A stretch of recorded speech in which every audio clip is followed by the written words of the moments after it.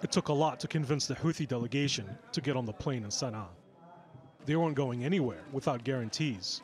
That included the UN Special Envoy for Yemen, Martin Griffiths, getting on the plane to Sweden with them.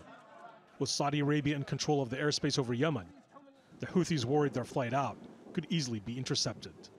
It's the first meeting in 2 years between the warring factions. Overseen by the United Nations, this first round of negotiations will focus on confidence-building measures and a possible ceasefire. They should reach agreement. They must find a solution to end this crisis that has caused so much suffering to the Yemeni people. And they should know that the Yemeni people blame them for the situation that we are in today. The Saudis have previously asked for guarantees the Houthis will stop launching missiles against them. The Houthis want an end to the Saudi-led military intervention. Meanwhile, aid groups warn that the country is on the verge of a vast famine as food prices soar. The port of Hodeidah is surrounded by fighting. That's cut off most of the aid.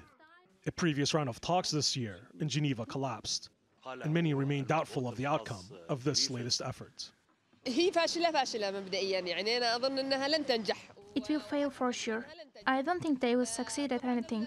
The situation internally is really bad, and especially after the destruction of the currency, the continuing siege, the destruction of the economy, the worsening circumstances of civilians. The situation will continue to get worse, forcing people into poverty. Officials have cautioned that expectations for the Yemen talks should be tempered. The process will not be easy, but both sides seem to agree that the talks in Sweden are a necessary first step to resolve a conflict that has torn the country apart. But can war be replaced with reconciliation?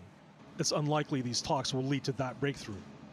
The hope is there'll be a start, a small but important step towards building confidence and goodwill, and eventually an end to a conflict that began 4 years ago. Oubai Shahbandar, TRT World, Stockholm, Sweden.